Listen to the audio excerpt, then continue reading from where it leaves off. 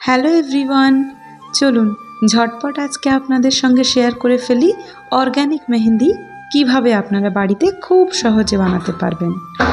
প্রথমে আপনারা নিয়ে নেবেন মেহেন্দি পাউডার, অয়েল আর সুগার। তারপর এটাকে খুব ভালোভাবে মিক্সড করবেন যাতে ওর মধ্যে কোনো দানা না থাকে। তারপর ওটাকে জল দিয়ে একটু একটু করে নাড়াচাড়া করতে থাকবেন এবং ততক্ষণ পর্যন্ত আপনারা এটাকে মিক্স করবেন যতক্ষণ পর্যন্ত ওর মধ্যে কোনো দানা বা লাম্পস না থাকে।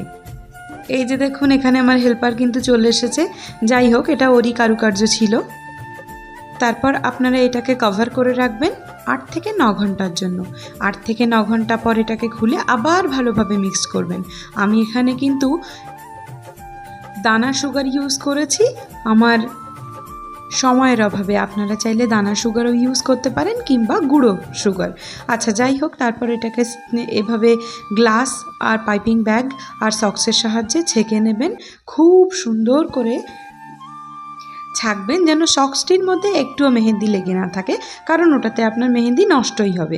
যাই হোক, তারপরে এটা রেডি হয়ে যাবে এবং এইভাবে আপনারা ব্যাগের মধ্যে ভরে রেখে দিতে পারেন ফ্রিজের মধ্যে। তারপর আপনারা কোন বানানো শুরু করবেন। প্রতি অর্গ্যানিক মেহেন্দি পার গ্রাম আপনি যে হিসেবে বানাবেন সেরকমভাবেই আপনাকে কোনটাকে সেট করতে হবে। 20 গ্রাম হতে পারে, 12 গ্রাম হতে পারে, আপনি যেমন দেবেন সেই হিসেব মতো কোনিং করে এটা নর্মাল ফ্রিজারের মধ্যে রাখতে পারেন কম করেও 2 মাস। ভিডিওটা দেখার জন্য অসংখ্য ধন্যবাদ।